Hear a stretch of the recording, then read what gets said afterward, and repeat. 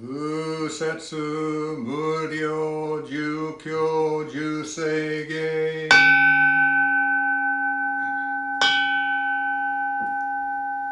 華厳調整願一心無浄土志願不満足政府上昇学我を無料交付偉大聖集不採小便具政府上昇学合市場運動領所長寺法空境未証門政府上昇学利欲人少年上映修門業死具無浄土一生天人死人力現代公不詳無才道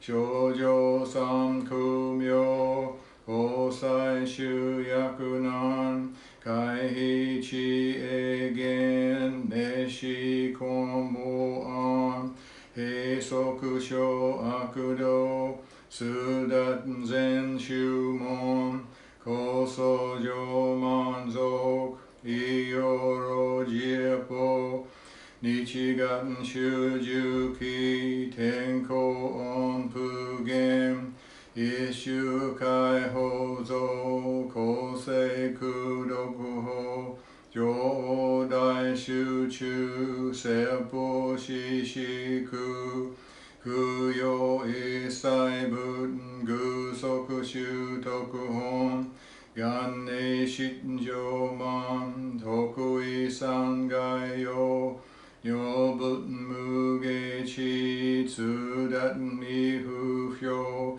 願学営利等子最小尊志願役交換大仙王感動国小天人東内妙見南蛮談部南蛮談部南蛮談部南蛮談部南蛮談部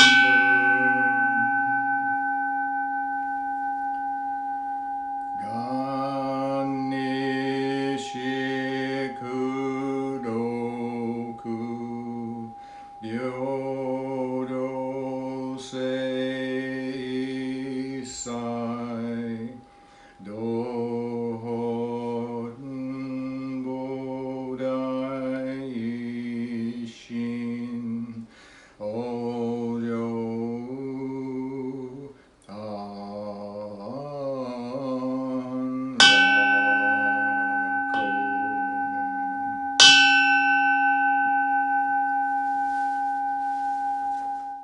The Eightfold Path. The Buddha Dharma is the realization within one's deepest consciousness of the oneness of all life. For the attainment of this purpose, the Buddha left for us to follow the Eightfold Path, which is the way of prime importance. First, right views. To keep ourselves free from prejudice, superstition, and delusion, and to see aright the true nature of life. Second, right thoughts. To turn away from the evils of the world and direct our minds towards righteousness. Third, right speech. To refrain from pointless and harmful talk and to speak kindly and courteously to all. Fourth, right conduct.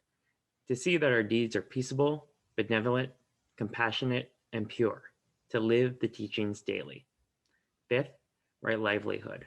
To earn our living in such a way as to entail no evil consequences. Sixth, right efforts. To direct our efforts incessantly to the overcoming of ignorance and craving desires. Seventh, right mindfulness, to cherish good and pure thoughts, for all that we say and do arise from our thoughts. Eighth, right meditation, to concentrate our will on the Buddha, their life, and their teachings. May the sacred presence of the Buddha be our guide.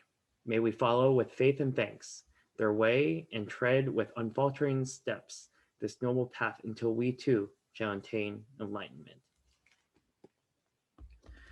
Namo Amida Butsu. Namo Amida Butsu. Namo Amida. Namo Amida. Good morning. Welcome to our virtual service and thank you for joining us today. Please join me in Gassho for a reading from Shinran's collected works. As for me, Shinran, I have never said the Nimbutsu even once for the repose of my departed father and mother. For all sentient beings without exception have been our parents and our brothers and sisters in the course of countless lives in the many states of existence. On attaining Buddhahood after this present life, we can save each and every one of them. Namo Amida Butsu, Namo Amida Butsu, Namo Amida Butsu, Namo. So I've been pondering the effects of this pandemic, and in doing so came up with some things that I've been missing the most, like going to the movies. We've been watching a lot of movies on TV at home and having our popcorn and our drink, but it's not quite the same as going to the theater. And we've also been seeing friends and family on Zoom, but it's not quite the same as in-person visits. We were able to have an in-person service last week, and it was great to see everyone. But there was one thing that was missing: the human touch, like handshakes and hugs. The urge to touch and hug is very strong. So why do we hug? So I decided to go online and try to find out. And so apparently there's many reasons we're programmed to embrace each other, to connect to others. When you hug someone, it releases a hormone called oxytocin, also known as the cuddle hormone. That's what makes you feel so warm inside. Psychologists also say that the oxytocin promotes feelings of devotion, trust, and bonding. They say hugging builds trust and can deepen our relationships. It shows us that you care, and it provides comfort for the other person. A hug could be the exact thing that someone needs right now. Without even knowing it, you could be changing the life of that person. Let's see a few reasons why hugs are so amazing and so longed for by everyone in the world. They don't involve any finances. They can be given by anyone, to anyone, for any reason. They make one feel protected. Hugs have the ability to cheer up a person who is in a bad mood. But why are hugs important? Hugs feel good. They help prevent illness and reduce its effects, and hugs may act as a buffer from anxiety and depression. Sometimes I embarrass myself by offering a hug, and I forget to remind myself that it is extremely important to be mindful. However, that not everyone is comfortable with hugging. I sometimes forget that. But why do people hug each other? It's performed to express warmth, protectiveness, brotherhood, support, and affection towards each other. In all kinds of close relationships, we hug each other. Hugs are offered or received when a person truly wants to be cherished.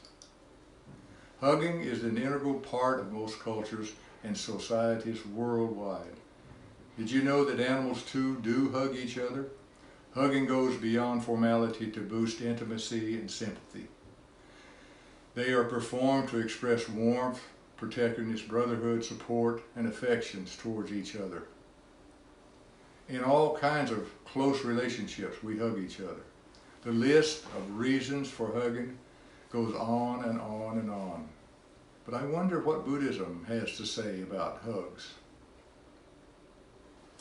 Well, there's a story in the Karmashataka Sutra which tells the story of Kanchan Kala.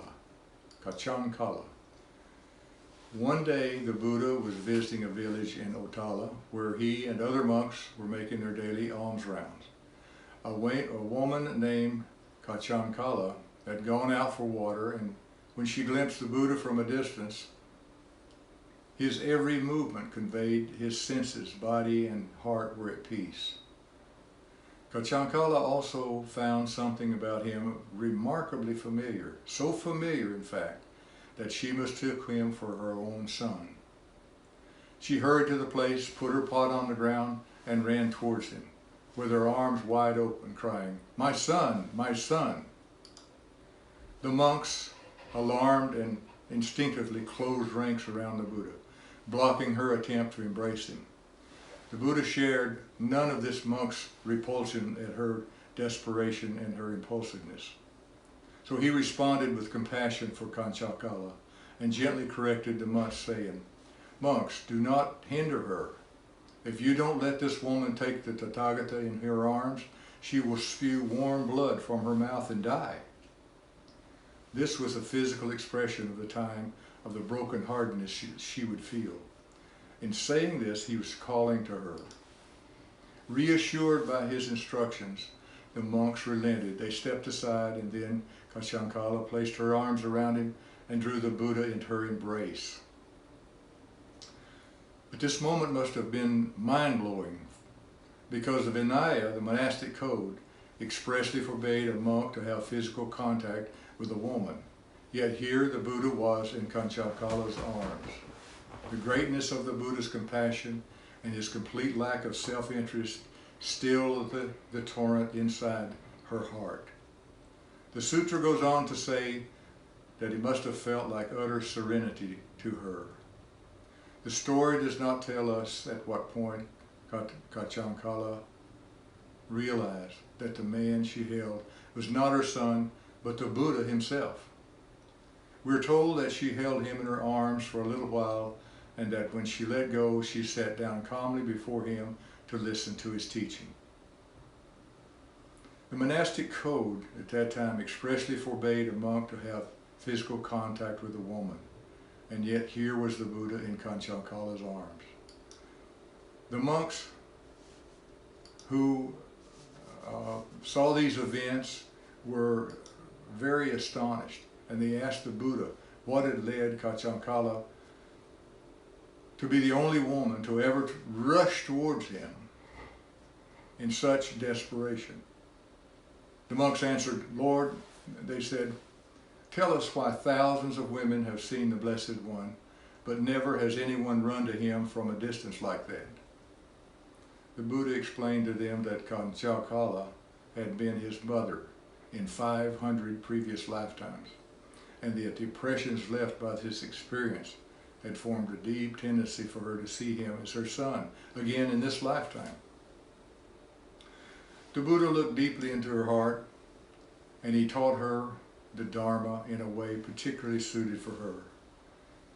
She went on and took ordination and devoted herself single-mindedly to the spiritual practice, and eventually she became an arhat, that's a being of tremendous realization. This urge to hug may be the result of past karma, it may not. Past karma is not necessarily a weight that holds us back. It can also be the ground where seeds of realization were planted a long time ago. Looking at our lives in this way, we can harness the past and transform the future. So maybe as this, and this is very important, if both parties are willing and they feel safe in doing so, and I mean safe, go ahead and hug. Because hugs teach us how to give and receive. They also show us how love flows in both ways. So again, in closing, please join me in Gasho for words from Shinran.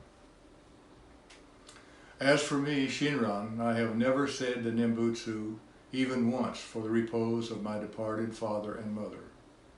For all sentient beings without expression have been our parents and brothers and sisters in the course of countless lives, in the many states of existence.